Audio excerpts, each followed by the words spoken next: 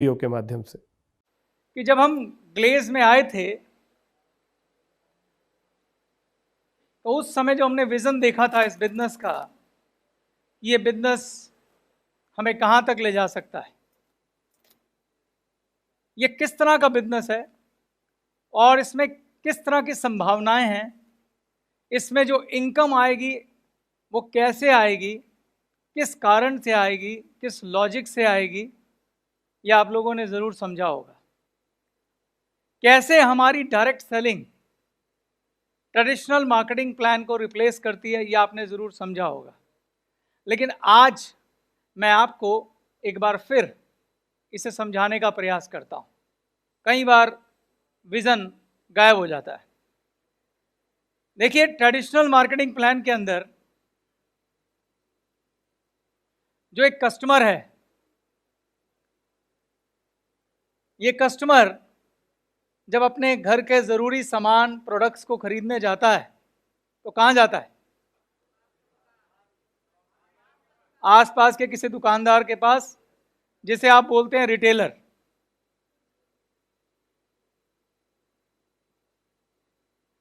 ये रिटेलर जो उसके घर के आसपास की कोई दुकान है, उसने अपनी दुकान में जो माल भरा हुआ है, ये रिटेलर वो प्रोडक्ट कहाँ से लेके आता है? होलसेलर से।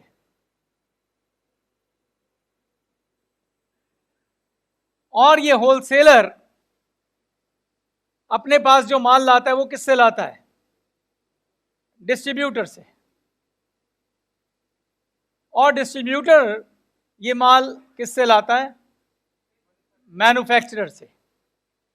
ये मैन्युफैक्चरर इस कस्टमर को ये इंफॉर्मेशन देने के लिए कि मेरा प्रोडक्ट इस रिटेलर के पास आया है, सहारा लेता है विज्ञापन यानी कि एडवर्टाइजमेंट का। भाई, इसके पास कोई एक्स ब्रांड का साबुन आया है तो वो कस्टमर को कैसे पता चलेगा? वो इस रिटेलर के पास जाके कैसे मांगेगा मुझे एक्स ब्रांड का साबुन दे दो? तो एक्स ब्रांड का साबुन तभी मांगेगा जब विज्ञापन किया जाएगा। उसके लिए जो फिल्म स्टार्स हैं उनकी मदद से विज्ञापन किया जाता है। उसके अलावा ये मैन्युफैक्चरर एक सेल टीम भी लगाता है जो इस पूरे डिस्ट्रीब्यूशन सिस्टम को सपोर्ट करती है। और इस तरीके से एक प्रोडक्ट अगर मैन्युफैक्चरर से चलता है 50 रुपीज़ का, तो कस्टमर तक आते आते लगभग 100 रुपीज़ का हो जाता है। और ये फार्मूला ज़्यादातर प्रोडक्ट में अप्लाई होता है। अब ये जो लोग हैं, रिटेलर, होलसेलर और डिस्ट्रीब्यूटर, इनको हम मिडल मैन कहते हैं। इनका काम सिर्फ और सिर्फ प्रोडक्ट को मैन्युफैक्चरर से कस्टमर तक पहुंचाने का होता है और ये प्रोडक्ट में किसी प्रकार का कोई वैल्यू एडिशन नहीं करते। अब मेरा आपसे एक सवाल है, इन तीनों में सबसे ज्यादा पैसा कौन कमाता है? डिस्ट्रीब्यूटर। अगर मान लीजिए कोई प्रोडक्ट था जो इस कस्टमर ने 100 रुपए का खरीदा, कितने का खरीदा? ये जो रिटेलर है, इस प्रोडक्ट के ऊपर रिटेलर, होलसेलर और डिस्ट्रीब्यूटर में सबसे ज्यादा मार्जिन किसके पास होगा? रिटेलर के पास। हो सकता है ये जो साबुन है ये इस रिटेलर को 80 रुपए का मिलाओ और इसने आगे 100 रुपए का बेचाओ, ठीक? उसके बाद उससे कम मार्जिन किसके पास होता है? होलसेलर के पास। रिटेलर के पास कितने रुपए का मार्जिन था? हो सकता है होलसेलर के पास सिर्फ और सिर्फ 5 रुपए का मार्जिन हो। कितने का मार्जिन हो? 5 रुपए का मार्जिन हो। और यानी इस होलसेलर को ये साबुन कितने का पड़ा? 75 रुपए का। उसके बाद कौन आता है? डिस्ट्रीब्यूटर। और इसके पास मार्जिन सबसे कम होता है, हो सकता है 1 रुपए। यानी हो सकता है इसको 74 रुपीज़ का ये साबुन आया हो और बाकी का खर्चा विज्ञापन में और सेल टीम में हो जाता है। क्लियर है? अब मैं आपसे फिर से दोबारा सवाल पूछता हूं, रिटेलर का मार्जिन 20 रुपये, होलसेलर का मार्जिन 5 रुपये, डिस्ट्रीब्यूटर का मार्जिन 1 रुपये, और इन तीनों में सबसे ज्यादा पैसा कौन कमाता है? डिस्ट्रीब्यूटर कमाता है। आपने एक सुर में बोला सबसे ज्यादा पैसा डिस्ट्रीब्यूटर कमाता है। मेरा सवाल, क्यों?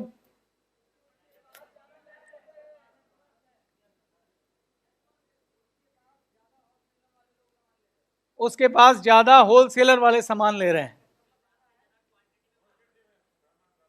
Volume, quantity, very good. क्योंकि ये जो रिटेलर है, हो सकता है इसको आसपास से, मोहल्ले से सिर्फ 100 कस्टमर आते हों। कितने कस्टमर? और इसीलिए ये 100 इंटू 20 2000 रुपए कमाता हो, ठीक। लेकिन ये जो होलसेलर है, इस होलसेलर के पास कितने रिटेलर होंगे? हो सकता है इस होलसेलर पर ऐसे ऐसे 100 रिटेलर या 150 रिटेलर या 200 रिटेलर इससे माल लेते हो। क्योंकि रिटेलर की दुकान कहाँ खुली होती है? गली में, मोहल्ले में, इधर उधर।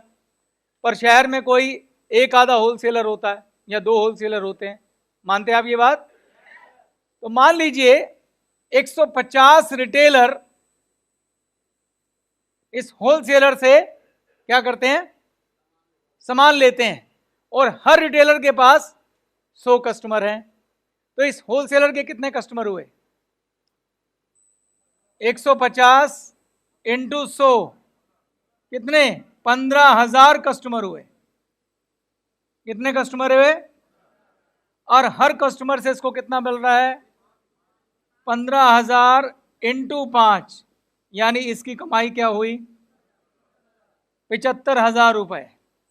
मार्जिन इसका कम है, लेकिन कस्टमर ज्यादा है, इसलिए कमाई भी ज्यादा है। अब डिस्ट्रीब्यूटर जो होता है वो एक स्टेट का होता है। एक स्टेट में अगर स्टेट बड़ी है तो ज़्यादा 5, 7, 10 डिस्ट्रीब्यूटर होंगे, नहीं तो जो डिस्ट्रीब्यूटर होता है जनरली एक स्टेट में एक ही होता है, डिपेंड करता है प्रोडक्ट पर यह क्लियर है कि इस डिस्ट्रीब्यूटर के पास ऐसे कई सौ होलसेलर होते हैं, 200, 300, क्योंकि हर शहर में 5, 4, 2, 3 होलसेलर होते हैं, ठीक है। तो मान लीजिए इस डिस्ट्रीब्यूटर के पास 100 होलसेलर हैं।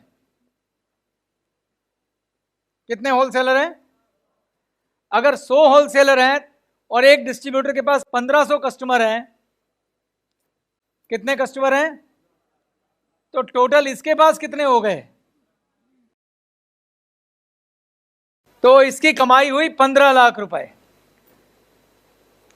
उसके पास थे 15,000 कस्टमर और 100 होलसेलर अगर इसके पास है तो 100 इंटू 15,000 कितने कस्टमर हो गए? 15 लाख कस्टमर। और 15 लाख कस्टमर से अगर 1 रुपया आएगा तो इसकी कमाई होगी 15 लाख रुपए। यानी कि इस पूरे सिस्टम में, ट्रेडिशनल मार्केट में भी अगर हम बात करें तो एक डिस्ट्रीब्यूटर इसलिए पैसा कमाता है क्योंकि उसके पास कस्टमर की संख्या ज़्यादा है। पर अगर आप स्ट्रक्चर को ध्यान से देखें, ये जो 15 लाख रुपए डिस्ट्रीब्यूटर कमा रहा है, इसके लिए कितने लोग नीचे काम कर रहे हैं? अगर मैं दुकानदारों के स्ट्रक्चर के हिसाब से करूं तो कुल कितने? 150 रिटेलर काम कर रहे हैं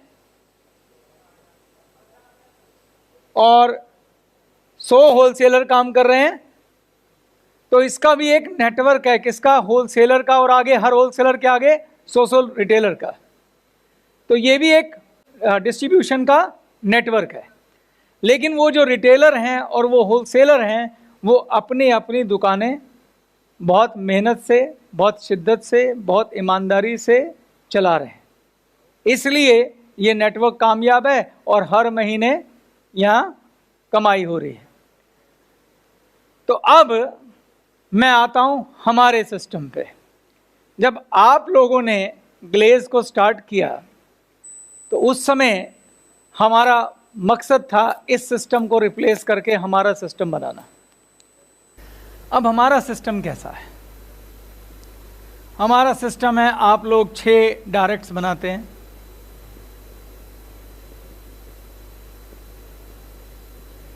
आप ये डिस्ट्रीब्यूटर का नेटवर्क बनाते हैं, फिर ये लोग आगे नेटवर्क बनाते हैं,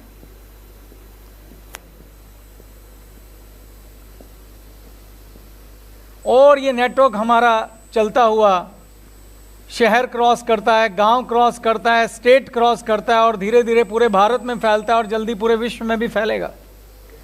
ठीक। और ये जो लोग हमारे साथ जुड़ते हैं, इनके साथ दो बातें हैं।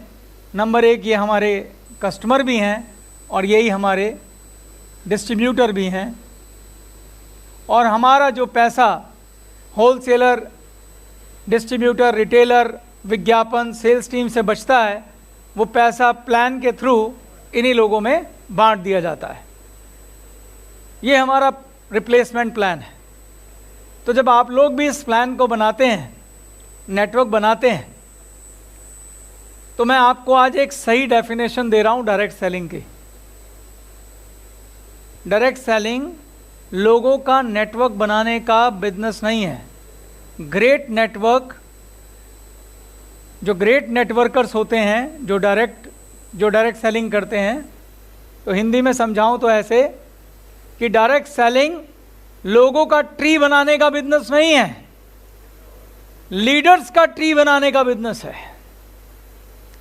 यानी आपने ट्री तो बनाया, मगर आप अकेले लीडर हैं। जो लीडर होगा मैं उस पर स्टार लगा दूंगा।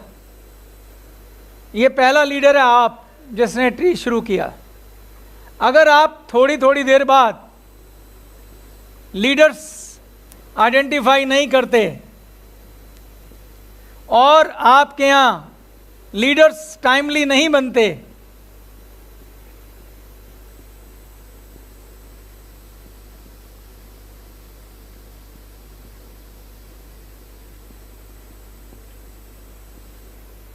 अगर आपके यहां ये लीडर्स टाइमली नहीं बनते, ये लीडर, ये लीडर, ये लीडर, ये लीडर, ये लीडर, ये लीडर, ये लीडर,